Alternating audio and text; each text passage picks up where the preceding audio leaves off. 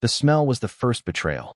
It was not the smell of roasting meat or browning butter or the sharp, sweet tang of the apple pies cooling on the long pine tables. It was the smell of sweat, stale beer, and something sour rising from the men packed near the doorway of the great hall. The smell of a deal gone wrong. Alara felt it in the floorboards, a vibration of unease that traveled up through the soles of her worn boots. She was the cook. For this wedding, for this feast, she was the architect of satisfaction. Her domain was the fire, the pot, the knife. For 2 days, she had commanded a small army of kitchen girls, turning a small fortune in flour and fowl and salted pork into a testament of abundance. She was not meant to be in the hall. Her place was in the back, with the steam and the clatter and the honest exhaustion of work done well. But the bride's mother had insisted. A brittle woman with eyes like chips of ice. She wanted the cook to be seen, to be thanked, a public display of largesse. So Alara stood, hands scrubbed raw but clasped behind her back, her large frame wrapped in a clean, stark white apron. She felt like a cow brought to market, a feeling she had learned to ignore over 28 years of being wide-hipped and heavy-footed in a world that prized the slight and the delicate. The hall was a cavern of noise and flickering lamplight. Laughter echoed off the high-beamed ceiling. But the laughter was changing. The cheerful roar was thinning, becoming something sharper, more pointed. All eyes were on the head table. Marcus, the groom, was pale. He was a handsome man, or had been an hour ago, with a quick smile and dark, curling hair. Now his face was slick with a sheen of panic. He was staring at his new father-in-law, Mr. Caldwell, a man built like a grain silo, solid and immovable. Mr. Caldwell was not smiling. He held a piece of paper in his thick fist. He tapped it. Once. Twice. The sound was a dull thud, a nail being driven into a coffin. "So this is what your promises are worth." Mr. Caldwell's voice was not loud, but it cut through the room like a winter wind. "Less than the paper they are printed on." The bride, a pale, lovely girl named Rosalie, began to weep. Alara wanted to leave. This was not her business. This was the affair of rich men who played games with paper and ink. Her world was salt and fat and heat.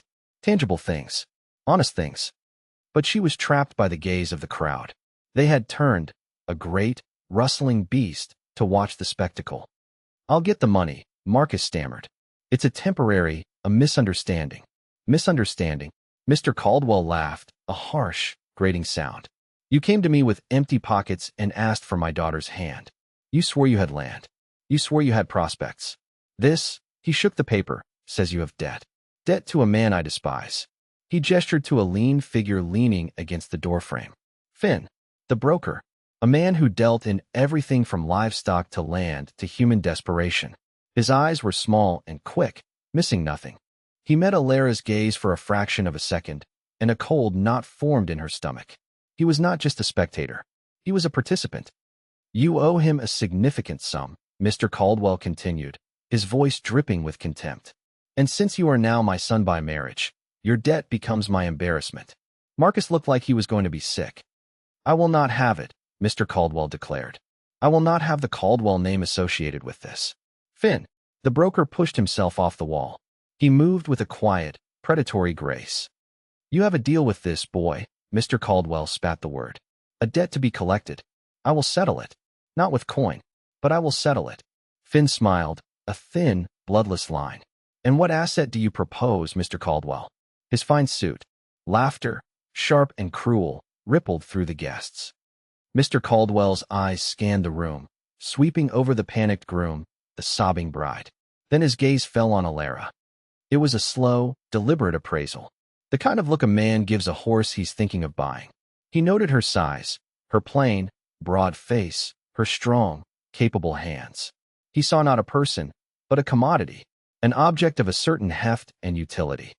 "Her," he said. The word hung in the air. "Her."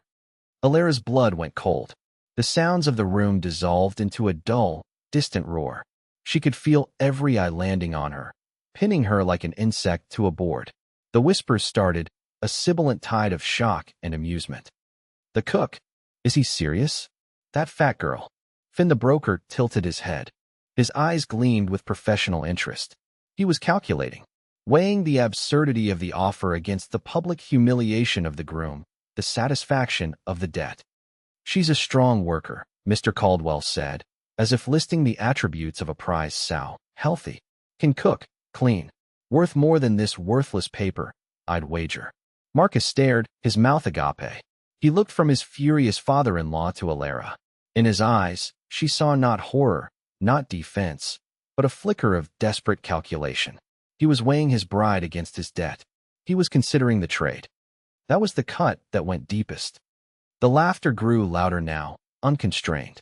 They were laughing at her, at the absurdity of her being offered as payment, a piece of property to be bartered. Rage, cold and pure, surged through Alara. It burned away the shock. It cauterized the shame. She took one step forward, then another. The crowd parted for her, a sudden, silent corridor opening in the sea of mocking faces. She walked until she stood before the head table. She did not look at the weeping bride or the pathetic groom. She looked at Mr. Caldwell. "I am not yours to give," she said. Her voice was low, but it carried in the sudden hush. It was a voice accustomed to giving commands in a loud kitchen, a voice that could cut through chaos. Mr. Caldwell looked down his nose at her. "You are a hired hand in my house on my day. You will do as you are told." "I was hired to cook a meal," Alara said, her voice steady, each word a carefully placed stone. "The meal is cooked. My service is done. I am not livestock." Finn the broker chuckled softly from the doorway. He was enjoying the show. "Brave words," Finn said, his voice smooth. "But the boy there, Marcus, he took an advance from me to pay for this very feast. To pay your wages, in fact. He put up his future assets as collateral. As his new father, Mr. Caldwell is simply restructuring the deal." He was twisting the words, making it sound reasonable, making her sound unreasonable. "My wages are my own," Alara said, her gaze unwavering. "Earned with my own hands. They do not belong to him. I do not belong to him." She turned her head and finally looked at Marcus. He flinched, unable to meet her eyes. He was staring at his plate, a coward. "You would let this happen?" she asked him, her voice quiet now, laden with a contempt that was more damning than any shout. "You would let a woman be sold to cover your lies?" He said nothing. His silence was his answer. It was his answer that broke the last thread of hope she might have had in the decency of men like him. Mr. Caldwell slammed his hand on the table. "Enough of this. The deal is made. Finn, she is yours to settle the account. Take her out of my sight." Finn pushed off the wall and started towards her. The crowd shifted, murmuring, excited. This was better than a wedding. This was a drama. A public breaking. Alara stood her ground. She was large, and for the first time in her life, she was glad of it. She was a rock in the current. "No," she said. Finn stopped a few feet from her. He was no longer smiling. "Don't make this difficult, girl. It's a simple transaction." "I am not a transaction." She could feel the years of being overlooked, of being judged for her size, of being deemed unworthy, all coalescing into a single point of unyielding defiance. They had made a monster of her in their minds, a figure of ridicule. Fine. She would be a monster. She reached behind her, and her hand found the handle of the long, heavy iron ladle she had used to serve the soup. It was solid, weighty.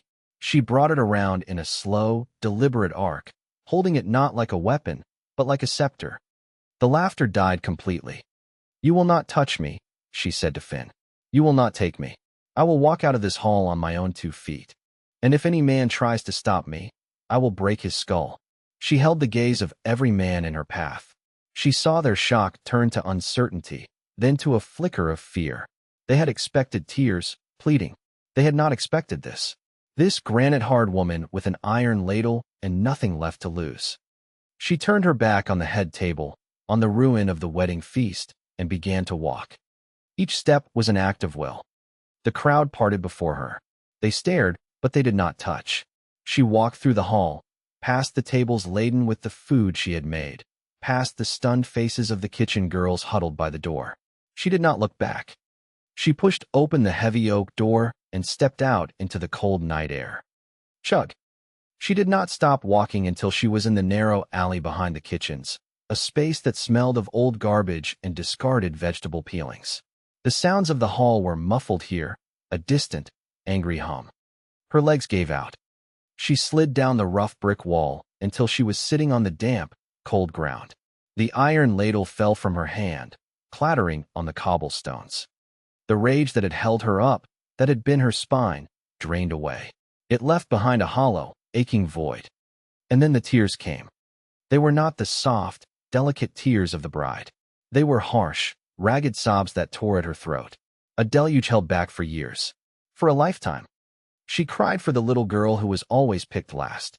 She cried for the young woman who learned to make herself small, to apologize for the space she occupied. She cried for the shame of being weighed and measured and found wanting, again and again. She cried for the hope she had secretly carried, a tiny, fragile ember, that one day someone might see past her shell to the person inside. Tonight, that ember had been extinguished, drowned in a sea of public laughter and contempt. She was property, a thing, an asset to be traded. Her hands curled into fists on the grimy stones. Her nails dug into her palms. The physical pain was a welcome anchor in the storm of her grief. When the sobs finally subsided, she was left shivering in the cold, her face wet, her body aching. She looked up at the sliver of night sky visible between the rooftops. A few pale stars stared down, indifferent. She would not cry again. That was the vow she made to herself, in the filth and the dark of the alley.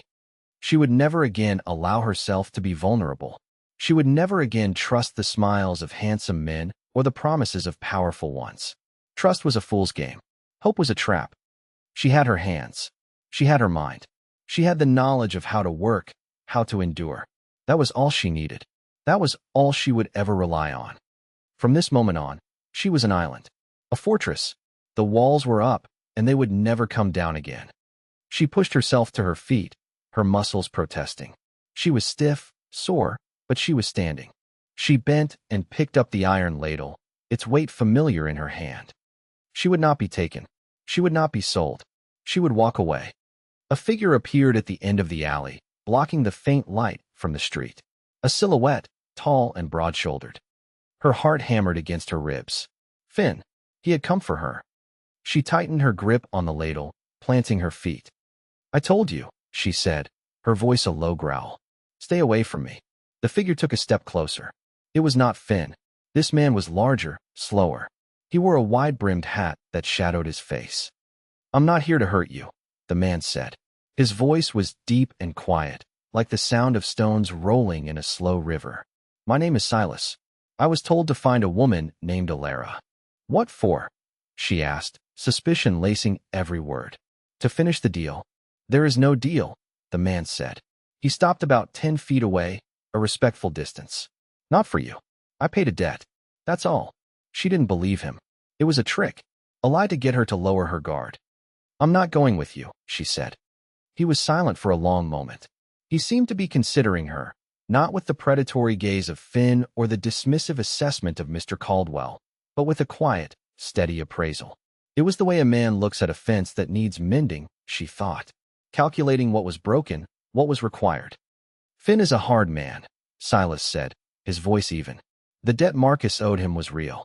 If it wasn't settled tonight, Finn would have taken his payment in other ways. Not from Caldwell, from the boy. And when the boy couldn't pay, he would have come for his family. His new bride." Alara saw the logic in it. The cold, brutal mechanics of debt and consequence. Caldwell's offer, it was ugly, Silas continued. But it gave Finn an opportunity. He accepted, knowing no decent man would let it stand. He figured someone would step in, buy the debt off him at a premium to save the girl. "Save me." Alara spat the words. "No one was saving me. They were laughing." "They were," he agreed, his voice flat with acknowledgement. "I'm not talking about them. I'm talking about what would happen to you if Finn took you. He has contracts for labor in the northern mines. It's not a good place." He took off his hat. In the dim light, she could see his face. It was weathered, lined by sun and wind. His hair was dark, streaked with gray at the temples. His eyes were clear and direct. They held no pity, only a kind of weary pragmatism. "I paid the debt," he said again. "The paper is squared. Finn has no claim on you. You are free to go wherever you please." He paused. "But it's a long walk to the next town, and there are men out tonight who saw what happened. Men who drink. I have a wagon. I'm heading back to my ranch." You can ride along. I have a room for you. It has a lock on the inside. You can leave any time you want. Tomorrow. The day after. Your choice. She stared at him, searching for the trick, the angle. There was always an angle. Why? She asked. Why would you do that? Because I don't hold with the buying and selling of people, he said, as if it were the simplest, most obvious fact in the world. He put his hat back on. The wagon is at the end of the street. It's cold out here. He turned and walked away, not looking back to see if she would follow. He did not pressure her. He did not command. He stated the facts and left the choice to her. Alara stood alone in the alley, the cold seeping into her bones. Her vow was still fresh, a raw wound in her soul. Never trust. Never rely on anyone. But the alternative was to stay here, in this town that had laughed at her humiliation, to walk the dark roads alone. She looked down at the iron ladle in her hand. A weapon. A symbol. She looked towards the end of the alley, where the man named Silas had disappeared. A wagon. A room with a lock. A choice. It was not trust. It was a calculated risk. A temporary convenience.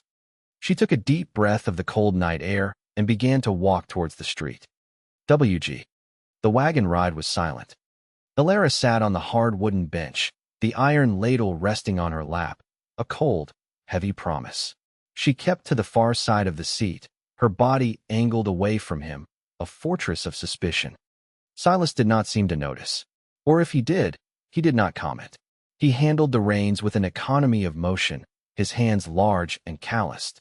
The two heavy draft horses moved at a steady, unhurried pace, their hooves a rhythmic clop-clop on the hard-packed dirt road.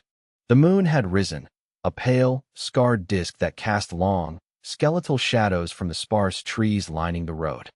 She studied him in the faint light. He was a man made of straight lines and quiet angles. His profile was stark against the sky. He drove the way he spoke, with no wasted effort. Her mind was a whirlwind of calculations. He had paid her debt. Why? Because I don't hold with the buying and selling of people. The words echoed in her head, but she couldn't accept them at face value. Men like Caldwell and Finn were the rule. Men like Silas, if he was what he claimed to be, were the exception. And exceptions were dangerous. They made you hope. She had vowed to extinguish hope. He must want something. A housekeeper. A cook. A laborer. He had bought her labor, if not her body. He had just been more polite about it than Caldwell. He was offering a room with a lock, wages. That was better than the mines. It was a transaction, just a different kind. She could accept that. A transaction was honest. It had clear terms. My ranch is in the high basin, he said, his voice startling her out of her thoughts. The soil is thin. The water is unpredictable. It's hard country. It sounded like a warning. I'm not afraid of hard country, she replied, her voice flat. He nodded, a short, sharp dip of his head. Good. Because it's what I've got. They rode on in silence. The silence was different from the one in the alley. It was not empty. It was filled with the creak of the wagon wheels, the jingle of the harness, the soft snort of the horses. It was a working silence.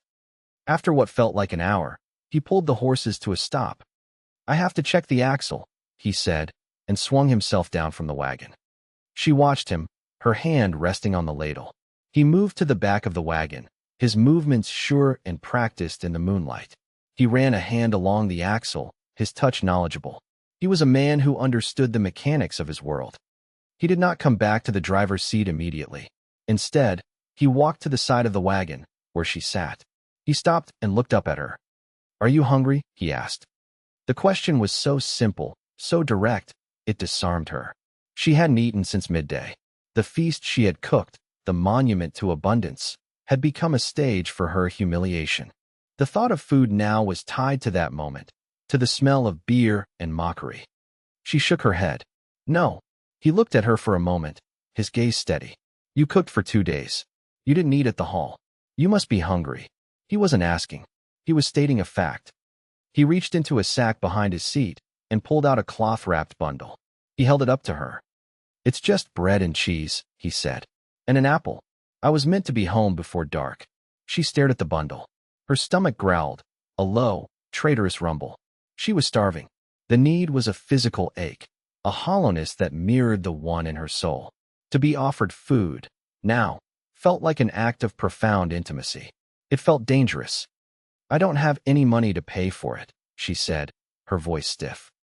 I'm not selling it to you, he said. His voice held a note of something she couldn't identify.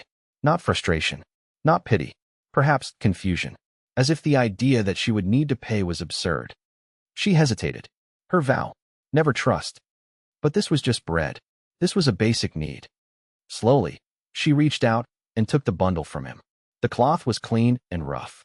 His fingers brushed hers for a fraction of a second. His skin was dry and calloused, like old leather. She expected him to watch her, to stare. Men always stared when she ate, their eyes filled with a kind of morbid curiosity or outright disgust, as if a large woman eating was a vulgar spectacle. But Silas did not watch. He turned his back to her and walked a few paces away, pretending to inspect the harness of the lead horse. He gave her the gift of his back. He gave her privacy. It was a small thing, a nothing. It was everything. A lump formed in her throat. It was not the ragged grief of the alley. It was something else, something tight and painful and unfamiliar. She unwrapped the cloth. Inside was a thick wedge of dark bread, a slab of sharp, crumbly cheese, and a red, polished apple. Simple food. Honest food. She broke off a piece of bread and put it in her mouth. The taste was plain, wholesome. She ate quickly, mechanically at first, then more slowly as the sharp edge of her hunger began to dull. She ate the bread and the cheese, and finally, the apple, its crisp sweetness a shock to her palate. She ate it all. She did not feel shame. She felt met. When she was finished, she carefully folded the cloth and placed it on the seat beside her. Silas finished his inspection of the harness and came back to the wagon. He climbed up without a word, took the reins, and clicked his tongue. The horses started forward again. He did not ask if the food was good. He did not ask if she felt better. He did not acknowledge the exchange at all. He simply drove. But something had shifted. The space between them on the wagon bench no longer felt like a chasm of suspicion. It felt like a space of quiet respect. Alara looked down at her hands, resting now on her lap without the ladle between them. She had moved it to the floorboards. She had not forgotten her vow, but a single, tiny crack had appeared in the wall she had built around herself. A crack just big enough to let in a sliver of bewildered, cautious light. Cha! They arrived just before dawn. The sky was a pale, bruised purple in the east. The ranch was nestled in a wide, shallow basin, surrounded by low, scrub-covered hills. The land looked tired. The fences were patched in places, the corrals were sturdy but weathered gray. The main house was a simple, two-story structure made of timber and stone, with a long porch. It was not a prosperous place. It was a place that was holding on. A dog started barking, a deep, throaty sound. A light appeared in a window of the house, then another in a long, low building that must be the bunkhouse. Silas pulled the wagon to a halt near the house. "We're here." An old man came out onto the porch, holding a lantern. He was wiry and bent, his face a roadmap of wrinkles. He held a rifle loosely in the crook of his arm. "Boss," the man called out. "That you?" "It's me, Jed," Silas called back. He swung down from the wagon. "Everything all right?" "Quiet as the grave," the old man said. He squinted at the wagon, his gaze landing on Alara. His eyes were sharp and intelligent. "You brought company, it wasn't a question." "This is Alara," Silas said. "She'll be staying for a while." In the spare room, Jed's gaze lingered on her for a moment longer.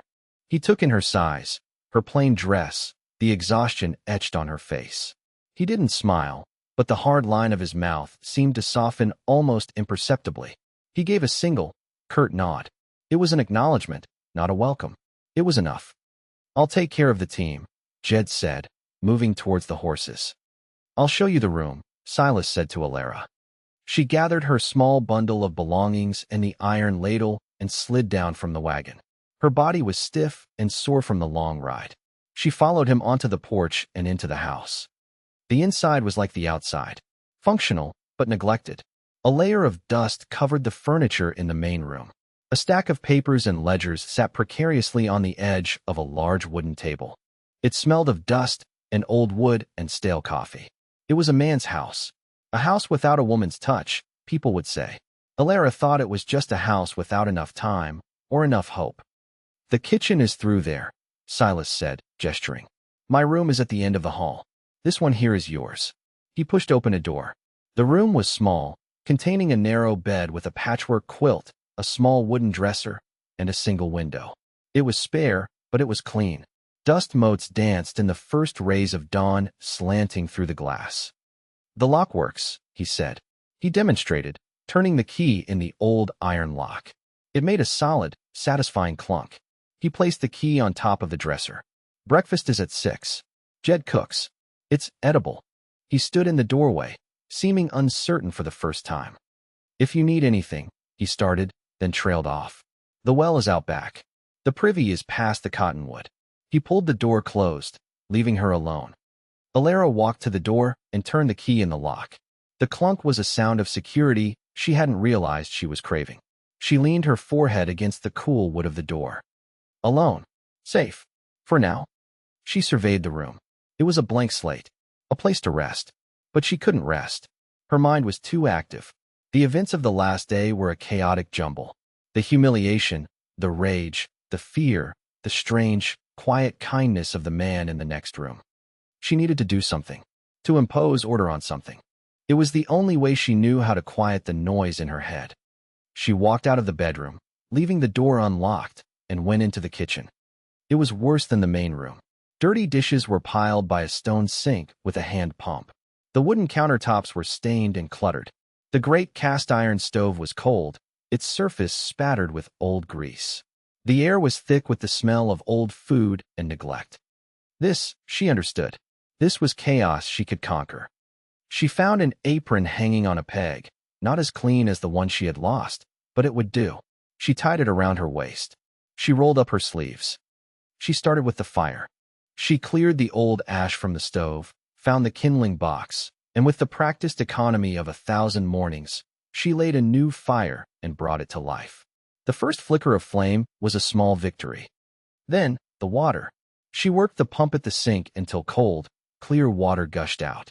She filled a great kettle and set it on the stove to heat. She began to wash the dishes. She scrubbed and rinsed, her hands moving with methodical purpose. The clatter of pottery and tin was a comforting sound. She was transforming chaos into order, filth into cleanliness. She was making something right. As she worked, she took inventory. The pantry was poorly organized, but surprisingly well-stocked with staples. Flour, beans, salt pork, potatoes, onions. There was a sack of dried apples and a few jars of preserves pushed to the back of a shelf. It was the larder of a place that planned for lean times. By the time the sun was fully up, the kitchen was transformed. The stove was hot, the kettle was steaming. The dishes were washed and stacked. The counters were scrubbed clean. The floor was swept. She had found coffee beans and a grinder, and the rich, dark smell of fresh coffee was beginning to fill the house, chasing away the ghosts of neglect. She was standing by the stove, wiping her hands on her apron, when Jed and Silas came in. They stopped just inside the doorway, silent. They looked around the kitchen, at the clean surfaces, the organized shelves, the pot of coffee bubbling on the stove. Jed's wrinkled face was a mask of astonishment. He looked from the clean kitchen to Alara, then back again. He opened his mouth, then closed it. He looked at Silas. Silas's gaze was fixed on her. The assessing look was gone. In its place was something else. A deep, undisguised surprise. A flicker of something that looked almost like awe. Jed finally found his voice. He cleared his throat. "Huh," he said. It was a single syllable. But in the quiet of the morning, in the clean, warm kitchen, it was the highest praise Alara had ever received. The problem started 3 days later. It was a murmur at first, a low thread of concern in the talk of the ranch hands. Then it became a topic at the supper table. The lower pasture was drying out. The creek that fed it, the lifeblood of the best grazing land on the entire ranch, had slowed to a trickle. Silas and Jed and 2 of the younger hands rode out to find the cause. They were gone all day. Alara, who had taken over the kitchen as her undisputed domain, watched them go from the porch. She spent the day baking bread. The rhythmic kneading of the dough was a balm to her restless mind. She was earning her keep. The terms were clear. She cooked. She cleaned. She had her room with its lock. Silas had offered her wages, a small sum which she had refused. Not yet. She was still paying a debt in her own mind, a debt for the ride, for the food, for the privacy he had given her. They returned at dusk, tired and grim. Beaver Dam, one of the young hands said, grabbing a biscuit from the basket on the table. Biggest one I ever saw. Right up in the Narrows. We'll clear it tomorrow, Silas said, washing his hands at the sink pump. His face was tight with worry. It'll take all of us. They spent the next day clearing the dam. It was backbreaking work. Alara could see them from the house, tiny figures in the distance, working with shovels and axes. They came back that night exhausted, covered in mud. Should be flowing by morning, Silas said. But there was a line of doubt between his brows. The next morning, the creek bed was still just damp earth. A sense of real dread began to settle over the ranch. That pasture was crucial. It was where they fattened the cattle before the autumn sale. Without it, the herd would be thin. The prices would be low. It could be the blow that finally broke the ranch's back. Silas and Jed rode out again. They were gone for 2 days this time, following the creek bed all the way to its source high in the hills. They came back with nothing. It makes no sense, Silas said, slumping into a chair at the kitchen table. He pushed his plate away, his food untouched. Alara had made a stew, thick with meat and vegetables, but no one had much of an appetite. The water comes out of the spring, same as always. It flows for a mile, then it just vanishes. The ground just swallows it. The earth is cracked, Jed said, his voice raspy with fatigue. Dry, but not enough to take a whole creek. Alara stood by the stove, listening. She had spent the last 2 days not just in the kitchen, but walking, exploring. She told herself it was to find herbs, to see what wild greens were available. But it was more than that. She was learning the land, reading it. Her father, a poor dirt farmer who had despaired of his plain, bookish daughter, had unknowingly taught her. He had dragged her across his fields, pointing out the way water moved, the way the soil changed color, the subtle shifts in vegetation that spoke of rock and clay and deep, hidden springs. He had wanted to teach her to farm. She had learned to see. She had walked the creek bed herself, from a distance. She had seen where the men had cleared the beaver dam, and she had walked the ridge above it, looking down. She hesitated. It was not her place. She was the cook, a hired hand, a woman. To speak up would be an overstep. But she looked at Silas's face, at the exhaustion and defeat carved into it. She looked at Jed's worried frown.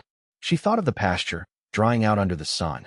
She thought of this place, this fragile sanctuary that was struggling to survive. "You're looking in the wrong place," she said. The men at the table went still. They all turned to look at her. Silas raised his head. "What do you mean?" She wiped her hands on her apron, her heart starting to beat a little faster.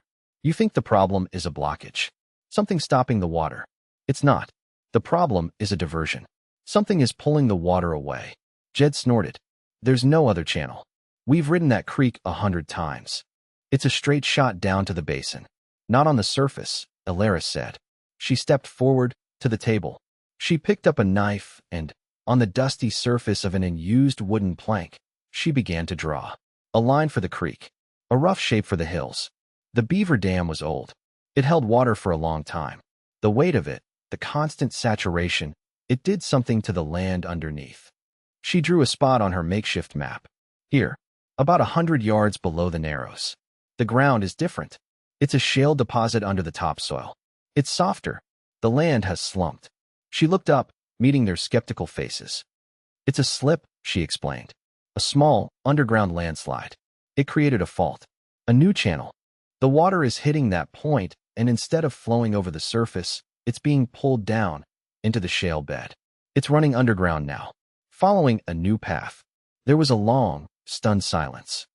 "How could you possibly know that?" one of the young hands asked, his voice full of disbelief. "The plants," Alara said simply. "On the ridge above the creek, the vegetation is all wrong. There's a line of deep-rooted greasewood and willow running southeast. They're tapping into a water source that shouldn't be there. They're following the path of the new underground flow." Silas stared at the drawing on the plank. He traced the line she had made with his finger. He looked up at her, and the exhaustion in his eyes was replaced by a dawning, electrifying intensity. "And where does it come out?" he asked, his voice low. "It doesn't," she said. "Not yet. It's pooling, filling up a low spot, a natural basin on the other side of the ridge. In the Badlands." Jed shook his head.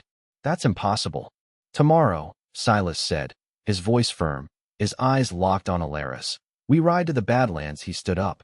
The defeat was gone from his posture. He looked at her, really looked at her, as if seeing her for the first time. Not as a cook, not as a woman he had saved, but as something else entirely. "We'll need dynamite," he said. Alara's breath caught. "What for?" "If you're right," he said, a slow, wondering smile spreading across his face. "And the water is pooling there. All we need to do is collapse the eastern wall of that basin. It's a straight, downhill run from there to the head of the dry pasture. We won't just fix the creek. We'll make a new one. A better 1 inch." He took a step closer to her. The other men faded into the background. "How did you learn this?" he asked, his voice filled with genuine curiosity. "To read the land like that?" "My father taught me to look at things," she said quietly. "I taught myself to see." He nodded slowly, absorbing her words. The silence stretched, filled with the weight of her revelation. He saw her now. He saw her mind. He finally broke the silence, his voice rough with emotion.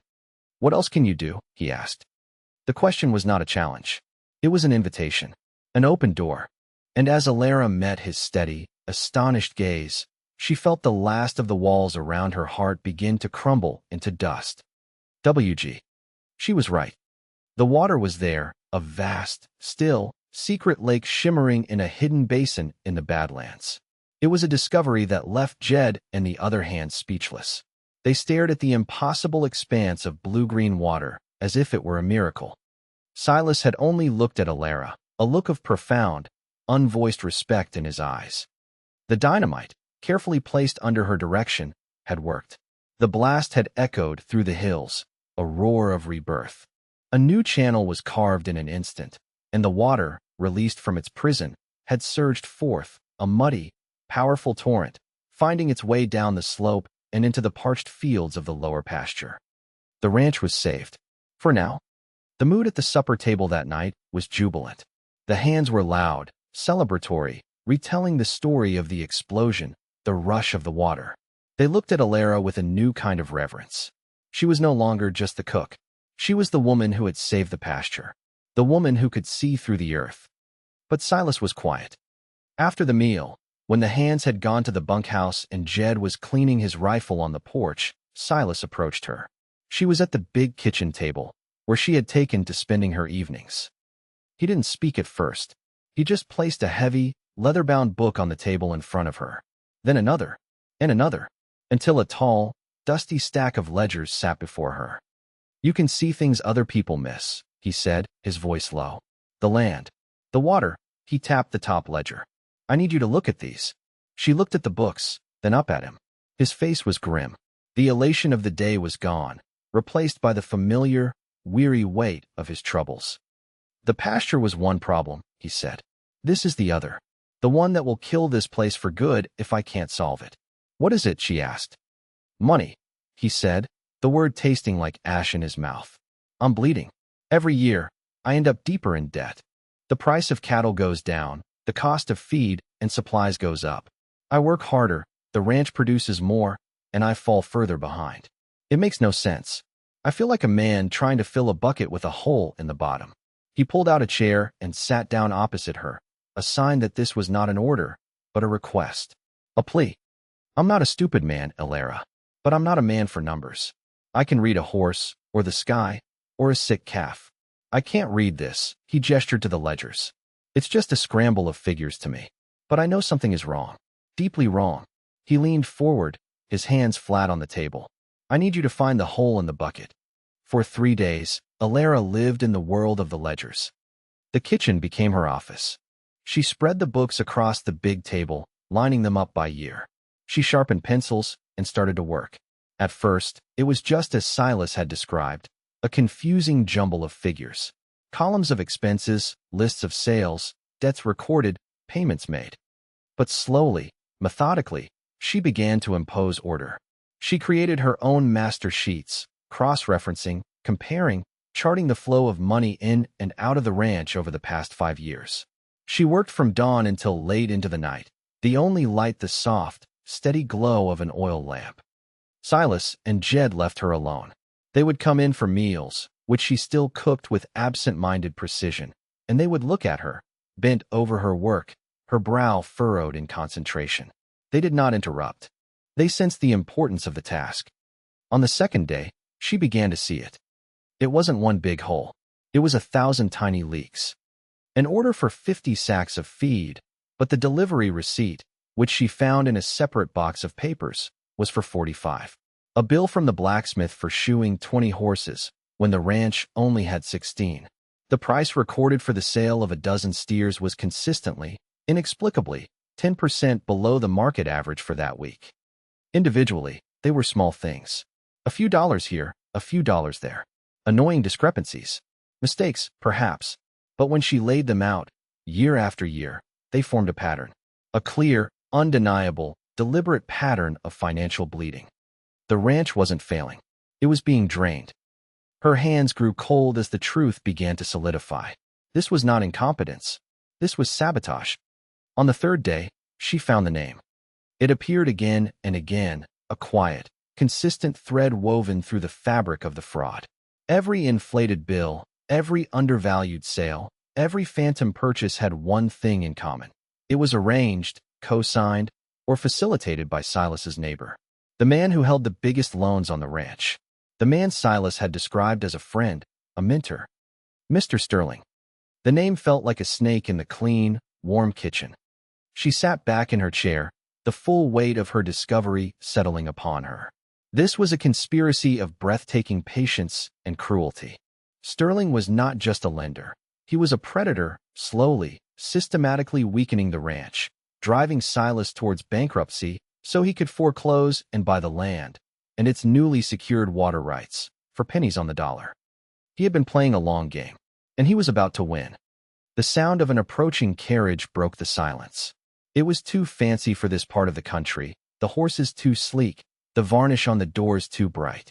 Alara looked out the window. A man was stepping down from the carriage. He was tall and handsome, in his late 40s, dressed in a fine city suit and polished boots. He moved with an air of easy, unassailable confidence. Jed came out onto the porch, his face unreadable. "Sterling," Jed said, his voice flat. It was not a greeting. "Jedediah," the man said, his voice smooth and charming. "Always a pleasure. Is Silas about?" At that moment, Silas came around the corner of the house, wiping his hands on a rag. He saw the carriage and his face hardened. "Sterling," he said. "Silas, my friend." Sterling beamed, striding forward, his hand outstretched. "I was in the area. I heard the most remarkable news. A veritable flood in the desert. I had to come and see for myself." Silas did not take his hand. "The pasture is watered.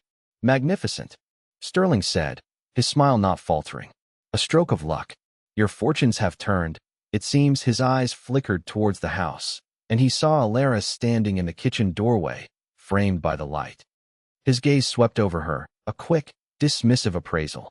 Then a flicker of recognition. His smile widened, but it became something else. Something sharp and cruel. Well, he said, his voice dripping with condescending amusement. He looked from Alara to Silas and back again. "I see you've diversified your assets. I was at the Caldwell wedding. A most memorable event." He was deliberately using the language of finance, of property. He was reminding Silas of where Alara had come from. He was putting her, and by extension Silas, in their place. He was asserting his power, his social superiority. The insult was a splash of cold water. It was aimed at her, but it was meant to wound Silas, to remind him that he was associating with cast-offs, with public jokes. Alara saw the flash of fury in Silas's eyes. His hands clenched into fists. He took a step towards Sterling, his body tense. He was going to explode. He was going to hit him. And in that instant, Alara knew that was exactly what Sterling wanted. A public confrontation. A fight. An assault. Something that would give him leverage, a way to press charges, to accelerate the ruin. Before Silas could move, before he could speak, Alara stepped out onto the porch. She moved calmly, deliberately, into the space between the two men. She did not look at Sterling. She looked at Silas.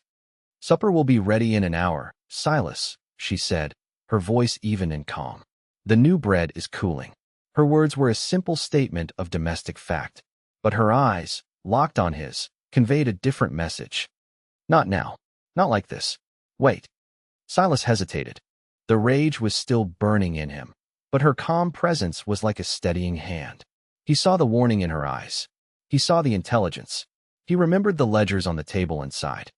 He took a slow, deep breath. The tension in his shoulders eased, just a fraction. He looked past her, at Sterling. "You're not welcome here, Sterling," he said, his voice cold and flat. "Get off my land." Sterling's smile finally vanished. He had expected an eruption, a loss of control. He had gotten a dismissal. He looked at Alara, a flicker of annoyance and reassessment in his eyes. She was an unexpected variable, a complication. "As you wish," Sterling said, his voice tight.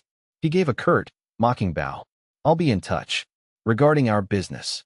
He turned, climbed back into his fine carriage, and was gone in a cloud of dust. Silas stood watching him go, his jaw tight. Jed spat a stream of tobacco juice into the dirt. Alara did not move. She waited until the carriage was out of sight. Then she turned to Silas. "Come inside," she said. "We need to talk." It was no longer his fight. It was theirs. Chug. The fury came off Silas in waves. He paced the kitchen like a caged wolf, his heavy boots thudding on the wooden floorboards. He slammed his fist on the table, making the stack of ledgers jump. "I'll kill him," he growled, his voice thick with rage. "I'll ride over there right now and you'll what?" Alara's voice cut through his anger, sharp and clear. "You'll do exactly what he wants you to do. You'll get yourself thrown in jail for assault. He'll call in his loans, claim you're unstable, a danger. He'll have this ranch in a week. Is that your plan?" He stopped pacing and stared at her, his chest heaving. "He's been robbing me for years. He smiled at me, called me friend, all while he was slitting my throat." "I know," she said, her voice softening. "I know. Sit down, Silas." He hesitated, then sank into a chair, the anger draining out of him, leaving a hollow, shaken exhaustion. He buried his face in his hands. "All this time," he murmured, "I thought I was failing. I thought it was me." "It was never you," she said. She sat down opposite him, pushing the ledgers into the center of the table. "He is a patient man. A snake. You can't fight a snake by charging at it head-on. You'll only get bitten." "Then what do we do?" he asked, his voice rough with despair. "He holds the paper on this place. He can ruin me with the stroke of a pen." "No," she said. "He can't. Not if we're smarter than he is." She opened the top ledger. She pointed to a column of figures. "This is his weapon. Numbers. Lies wrapped in ink. We are going to fight him with the truth." She spent the next hour laying it all out for him. She showed him the patterns, the discrepancies, the undeniable proof of the long, slow theft.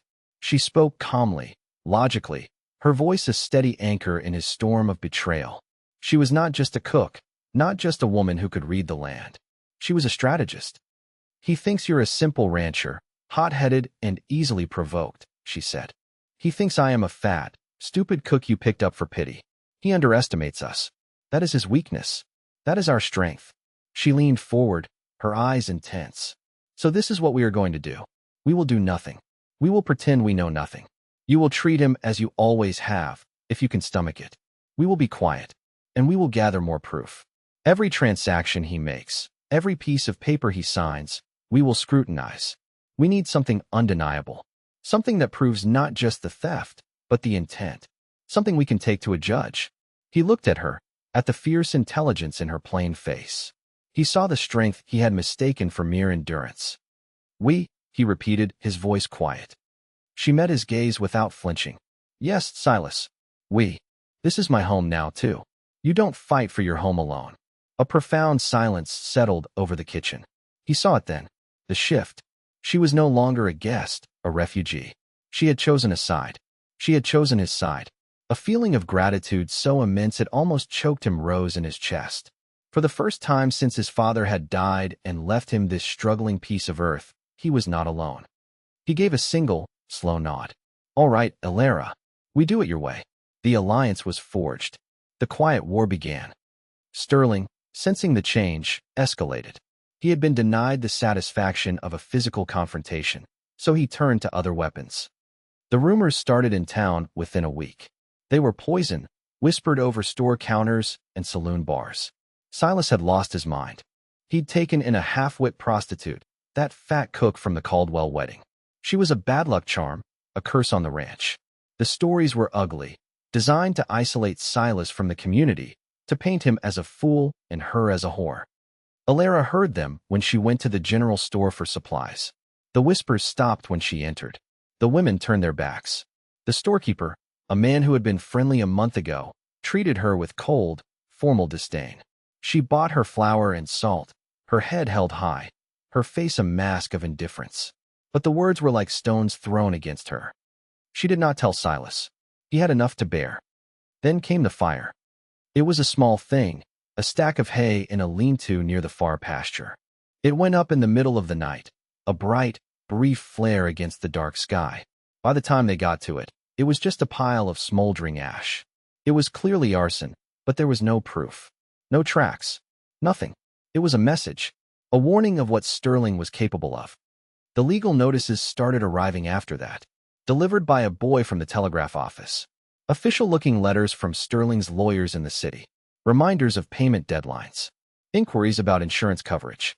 Threats veiled in polite, legal language. Silas brought them to Alara. She read them, filed them, and added them to their growing collection of evidence. "He's getting nervous," she said. "He's trying to force our hand." But the pressure was taking its toll. The ranch hands were jumpy, glancing at shadows. Jed was more silent than ever, his hand rarely far from the old rifle he kept by the door. And Silas was stretched thin, a wire pulled taut, vibrating with a constant, suppressed tension. The breaking point for Alara came on a Tuesday. She was in town again, loading supplies into the wagon. Two women, wives of neighboring ranchers, walked by. They did not see her. They were talking in low, conspiratorial tones. "It's a shame," one of them said. "Silas was such a good man. His father would be heartbroken to see what's become of the place." "It's that woman," the other said, her voice sharp with judgment. "That big, ugly creature he keeps out there. She's dragged him down into the mud with her. They say he's nearly bankrupt. All because of her." The words struck Alara with the force of a physical blow. She froze, her hand on a sack of flour. She was the cause. The logic was twisted, insane, but her deepest, oldest insecurities seized upon it. They had been right all along. At the wedding, in the town, she was a curse, a burden. She had brought her bad luck, her shame, to this place. She was not saving Silas. She was ruining him. The thought was an agony. This man who had shown her kindness, who had seen her worth, who had trusted her. And she was destroying him. She finished loading the wagon in a daze. The ride home was a blur of misery. She saw the truth with terrible clarity. Sterling's attacks, the rumors, the fires, they were all because of her. She was the weakness Sterling was exploiting. If she were gone, the attacks would stop. Silas would have a fighting chance. She had to leave. It was the only way to save him. She made her decision. That night, after the house was quiet, she went to her room. She took out the small cloth bundle she had arrived with. It didn't take long to pack. There was so little to take. She wrote a short note, her hand shaking. "I am sorry. This is for the best." She left it on the kitchen table, next to the ledgers. She took one last look around the small room that had been her sanctuary. She turned the key in the lock one last time, from the outside, and left it on the dresser. She was halfway across the yard, a ghost moving through the moonlight, when the cry went up. "Fire!" The main barn. "Fire!" A young ranch hand, his face wild with panic, burst out of the bunkhouse, shouting. Alara spun around. An angry, orange glow was blooming against the night sky. Flames were already licking at the roof of the main barn, the heart of the ranch. Then another shout, this one from the hand, filled with terror. "Jed! Jed's still in there." He went in for the horses. Chaos erupted. Men poured out of the bunkhouse, shouting, disorganized. Silas burst from the house, pulling on his boots. He saw the flames, his face a mask of horror. He saw the panicked men. Then he saw her, standing in the middle of the yard, her bundle in her hand, caught between the fire and the darkness. Their eyes met across the frantic yard. He saw her bag. He saw the direction she was facing. He understood in an instant. He strode towards her, his face terrible in the flickering firelight. He grabbed her arm, his grip like iron. "Where are you going?" he demanded, his voice a raw, broken sound. "I have to," she choked out, tears streaming down her face. "It's my fault. I'm ruining you. I have to go." Your fault? He yelled, his voice cracking with disbelief and a fury born of fear. You think this is your fault? Alara, you are the only reason we have lasted this long.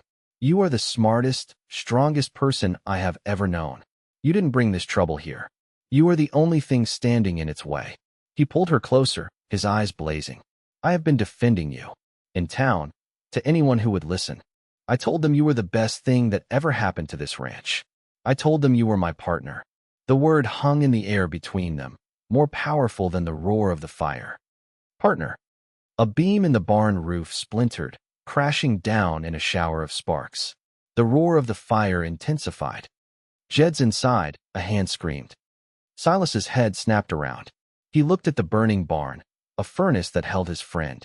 He looked back at Alara, at the woman who was the mind and heart of his resistance. His entire world was on fire. He let go of her arm. Don't you dare leave, he said, his voice low and fierce. Don't you dare. Then he turned and ran towards the flames. He did not hesitate. The choice was not a choice. A barn was timber and nails. A life was everything. Silas plunged into the inferno without a backward glance. The rest of the men, shocked into action by his courage, started a frantic, disorganized bucket brigade from the well. It was a futile gesture against such a blaze, but they had to do something. Alara stood frozen for a single, terrible second. Her own pain, her own plan to flee, seemed small and selfish in the face of the roaring fire and the man who had just run into it. Don't you dare leave. The words were a command, but they were also a plea, a declaration. She dropped her bag in the dust. Her mind, which had been a maelstrom of shame and fear, suddenly became sharp and clear. Coldly, brutally logical. The bucket brigade was useless. They were fighting the wrong part of the fire. They needed to get to Jed. The wagon, she screamed, her voice cutting through the panic. Bring the big water wagon. And axes. The men looked at her, their faces blank with confusion. Now, she roared, and the authority in her voice, the same authority that had commanded kitchens and silenced a mocking crowd, broke through their fear. Two of the hands scrambled towards the wagon shed. She ran towards the barn, not to the main doors where Silas had disappeared, but around the side. The heat was a physical blow, scorching her skin. Smoke billowed out, acrid and choking. She knew this barn. She had walked through it, mapping it in her mind as she had mapped the land. She knew where the stalls were, where the tack room was, where the hayloft ladder stood. Silas, she screamed, her voice raw. A figure stumbled out of the smoke-filled doorway. It was Silas, half carrying, half dragging the limp form of Jed. Jed's face was blackened with soot, and his leg was bent at a sickening, unnatural angle. Silas was coughing, his eyes streaming. He was burned on his arms and face. But he was alive. He had his friend. He collapsed to his knees a safe distance from the barn, laying Jed gently on the ground. Alara was there in an instant. She tore a strip of cloth from her apron, soaked it with water from the first bucket that arrived, and began to clean the soot from Jed's face. The old man was unconscious, but he was breathing. His leg is broken, Silas gasped, coughing up smoke. The hands arrived with the water wagon. It was a huge, heavy barrel on wheels, used for taking water to the distant pastures. The north wall, Alara commanded, pointing. The fire is weakest there. If we can punch a hole, we can keep it from spreading to the bunkhouse. She was no longer the cook. She was the fire chief. She was the general. The men, who had looked to Silas for every order, now looked to her. They saw what Silas had seen. They saw her strength. The fight for the barn was lost. They all knew it. The roof was collapsing, sending a volcano of sparks into the night sky. But the fight for the rest of the ranch was not. Under Alara's direction, they concentrated their efforts, creating a firebreak, soaking the walls of the nearby buildings. They worked until dawn, their faces black, their bodies aching. When the sun rose, it revealed a scene of devastation. The main barn was a smoking, skeletal ruin. But the house, the bunkhouse, and the other outbuildings were safe. Jed was alive. Silas was alive. The ranch, though deeply wounded, had survived. Sterling's final, most destructive act had failed in its primary purpose. It had not broken Silas. It had forged his people into an army, with Alara at its head. Her resolve, which had crumbled into dust the night before, was now as hard as iron. He had tried to burn them out. He had tried to kill their friend. This was no longer about money. It was about justice. The public forum came 2 weeks later. It was a hastily convened hearing of the County Land and Water Board. Sterling, moving with astonishing speed, had filed a formal petition. He claimed that Silas, due to gross negligence, evidenced by the long-standing water issue and financial insolvency, proven by the catastrophic fire and his outstanding debts, was no longer a fit steward of the land. He was petitioning to have Silas's water rights, the most valuable asset in the entire basin, revoked and put up for public auction. An auction that Sterling, as the primary creditor, would undoubtedly control. The hearing was held in the town hall, the same building where the wedding feast had taken place. The room was packed. The whole town was there. The same faces that had laughed at her humiliation were now here to witness Silas's final ruin. They buzzed with gossip and morbid anticipation. Alara sat beside Silas at a small table at the front of the room. Jed was there too, his leg in a crude splint, his face grim. Silas was quiet, his hands resting on the table. His burns were healing, but his face was a tight mask of control. He had put his trust in her completely. This was her battle to fight. Sterling sat at the opposite table, flanked by 2 slick city lawyers. He looked confident, relaxed. He nodded politely to the 3 men on the board, local landowners and businessmen he knew well. He was in his element. He was the master of this world of paper and influence. He presented his case first. His lawyer spoke in a smooth, reasonable tone, laying out Silas's debts, the fire, the clear evidence of mismanagement. He painted a picture of a once proud ranch falling into decay under an incompetent owner. Mr. Sterling, the lawyer concluded, has a vested interest in the stability and productivity of this basin. He has generously supported Mr. Blackwood for years. But his generosity cannot extend to subsidizing neglect that threatens the water resources of the entire community. It is with a heavy heart that he asks this board to intervene. It was a masterful performance. The board members nodded gravely. The crowd murmured in agreement. It all seemed so logical, so inevitable. Then it was their turn. The chairman of the board, a portly man named Henderson, looked at Silas. "Mr. Blackwood, do you have a response?" Silas did not speak. He looked at Alara. Alara stood up. A ripple of surprise went through the room. A woman? The cook? What was she doing? Sterling smirked, a look of condescending amusement on his face. This was perfect, letting the half-wit horse speak for him. It only proved his incompetence. Alara placed a heavy satchel on the table and began to unpack its contents. She moved with calm, unhurried deliberation. "My name is Alara," she began, her voice clear and steady, reaching every corner of the room. "For the past several months, I have been acting as the bookkeeper for the Blackwood Ranch." She held up one of the ledgers. "Mr. Sterling's lawyer claims the ranch is failing due to mismanagement. That is a lie. The ranch is not failing. It is being systematically robbed." She laid out her case, piece by irrefutable piece. She did not use emotional language. She used facts. She presented the copied pages from the ledgers, showing the fraudulent entries. She had attached the forged supply receipts. She explained the pattern of undervalued cattle sales, all negotiated by Sterling. "These are not mistakes," she said, her voice ringing with conviction. "This is a deliberate, 5-year campaign of fraud, designed to create the very insolvency Mr. Sterling now decries." The crowd was silent now, leaning forward. Sterling's smirk had vanished. His lawyers were whispering furiously to him. Next, she unrolled a large, hand-drawn map. It was her survey of the creek, the landslip, and the hidden basin. "Mr. Sterling's petition cites the drying of the creek as evidence of neglect," she said.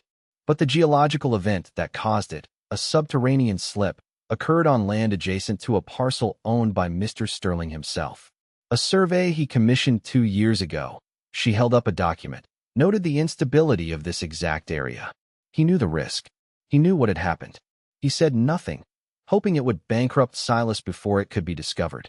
The board members were staring at the map, then at a pale-faced Sterling. This was not going the way he had planned. "These are outrageous, unsubstantiated claims," Sterling's lawyer protested. "I have a sworn statement," Alara said, her voice like ice, "from a Mr. Thomas Pritchard, a former employee of Mr. Sterling, who confirms he was ordered to undervalue Mr. Blackwood's cattle sales and was paid a bonus for his silence. He is waiting outside. A gasp went through the room. But Alara was not finished. She saved her final, most devastating blow for last. Finally, she said, her eyes locking on Sterling, the matter of the fire. A tragedy, Mr. Sterling's lawyer called it. An unfortunate accident that sealed the fate of the ranch. She held up one last piece of paper. This is a copy of an insurance policy, she said, taken out 1 week before the fire. A policy for a substantial sum, covering fire damage to the main barn of the Blackwood Ranch. She paused, letting the weight of her words sink in. The policy was not taken out by Silas Blackwood. It was taken out through a proxy corporation based in the capital, a corporation whose sole director, she let her gaze sweep across the stunned room before landing back on Sterling, is Mr. Sterling's own brother-in-law. The room erupted. It was too much. The careful planning, the patient deceit, all of it undone by this woman, this nobody. The rage and humiliation boiled over in Sterling. His mask of civility shattered. He leaped to his feet, his face contorted with fury. He pointed a trembling finger at Alara. Lies. All of it. Do you believe this calculating so? He shrieked, his voice high and shrill. This fat, worthless creature he pulled out of the gutter? She is nothing. A piece of property he bought for a pittance. And with those words, he sealed his own fate. His vicious, hateful outburst confirmed everything she had said. His contempt, his cruelty, his guilt, it was all laid bare for the entire town to see. He had revealed his true nature. There was a moment of shocked silence. Then Henderson, the chairman of the board, stood up. He looked at Sterling with cold disgust. Mr. Sterling, he said, his voice like stone, please sit down, or the sheriff will be happy to escort you out. Sterling stared, his mouth opening and closing, but no sound came out. He had lost. He had been beaten. By her. He collapsed back into his chair, a broken man. Alara stood in the silence, her heart pounding. She had done it. She had won. She had fought with the truth, and the truth had been enough. The verdict was swift and brutal. The board dismissed Sterling's petition with prejudice. Chairman Henderson publicly recommended the district attorney open a criminal investigation into fraud, conspiracy, and arson. The sheriff, who had been standing at the back of the room, walked to Sterling's table. He did not use handcuffs. He simply put a hand on Sterling's shoulder and said, "Let's go, Mr. Sterling." The polished, powerful man who had entered the hall with such confidence was led away like a common criminal, his face ashen, his eyes vacant. He didn't look at anyone. The moment the door closed behind him, the room exploded. Not with whispers, but with applause. It started with one of the young ranch hands at the back, a thunderous clap that broke the tension. Then another joined, and another, until the entire room was on its feet, the sound of their clapping a deafening, rolling wave. They were not applauding Silas. They were applauding her. Alara stood, stunned, rooted to the spot. This was the sound of public approval. The polar opposite of the laughter that had been her public branding. It was overwhelming, a physical force that made her sway. She felt a tremor in her hands, a sudden weakness in her knees. A hand, warm and steady, landed on the small of her back. It was Silas. He didn't say anything. He just stood beside her, his presence a solid, grounding force. He was not trying to take her victory. He was supporting her in it. He let her stand in the light, in the roar of her vindication. People crowded around them. Men who had ignored her, women who had whispered about her, now pressed forward, their faces alight with admiration. "That was amazing, Miss Alara. You showed him. We're sorry, Silas. We never should have listened to him."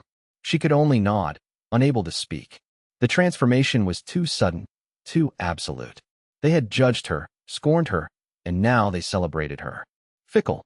But the approval, however shallow, was a balm on a wound she hadn't known was still so raw. Silas guided her through the crowd, creating a path, his hand never leaving her back. They walked out of the town hall, into the bright, clean afternoon sunlight. They did not stop until they reached the wagon. The ride back to the ranch was as silent as the first one had been. But this silence was different. It was not filled with suspicion or uncertainty. It was filled with the immense, unspoken weight of all that had happened. the end of a war, the beginning of a peace. When they arrived, the ranch looked different. The burned-out skeleton of the barn was still there, a stark reminder of the battle they had fought. But the rest of the land, bathed in the golden light of late afternoon, seemed to be breathing a sigh of relief. The air itself felt lighter. They worked together, unhitching the team. The familiar, domestic task was a comfort. When they were done, Silas stood for a moment, looking at the ruined barn. "We'll have to rebuild," he said, his voice quiet. "Yes," she said. "We will." He turned to her then. His face was serious, his eyes clear. "Come inside," he said. "There's one more piece of business." In the kitchen, the late sun streamed through the window, illuminating the dust motes dancing in the air. The ledgers were still on the table, a testament to their fight. Silas went to a small, locked box he kept in a drawer. He opened it and took out a folded piece of paper. A legal document. He spread it out on the table. It was a deed. Alara stared at it. The document formally transferred ownership of a full, undivided half of the Blackwood Ranch, land, assets, and water rights, to one Alara Vance. Her breath caught in her throat. She looked up at him, her heart hammering. "Silas," she began, but she had no words. "This isn't a gift," he said, his voice firm, insistent. "Don't you dare think it's a gift. A gift is something unearned. This," he tapped the paper, "this you have earned 10 times over. You saved this place. You bled for it. You fought for it. By right, it is yours as much as it is mine." He looked at her, his gaze intense, searching. "And I need to be clear about something else," he said, his voice dropping lower. "This is not a proposal of marriage. I am not trying to trap you. I am not trying to obligate you. The day I met you, I told you that you were free to leave. That is still true. It will always be true." He took a deep breath. "I am not asking you to marry me, Alara. I am asking you to stay, to be my partner. In this ranch, in this life.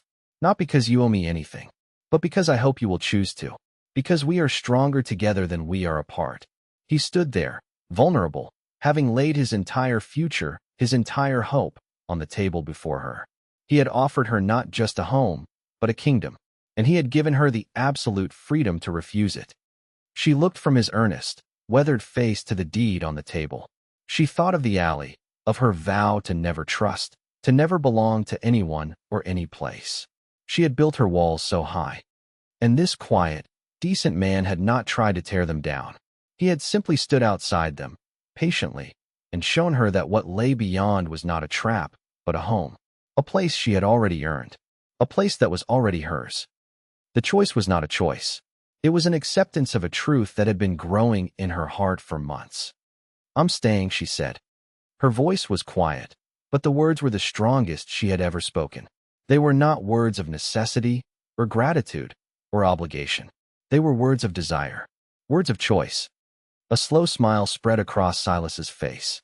It was not the wondering smile of his first discovery of her talent, but a deep, quiet smile of pure, unadulterated joy. The relief was so profound it seemed to make him younger. He didn't move. He just looked at her, his partner. Later, as dusk settled over the basin, they stood together on the long front porch. The air was cool and smelled of dust and pine. A new moon was rising over the dark shapes of the hills. The ruined barn was a shadow, a memory of a battle won.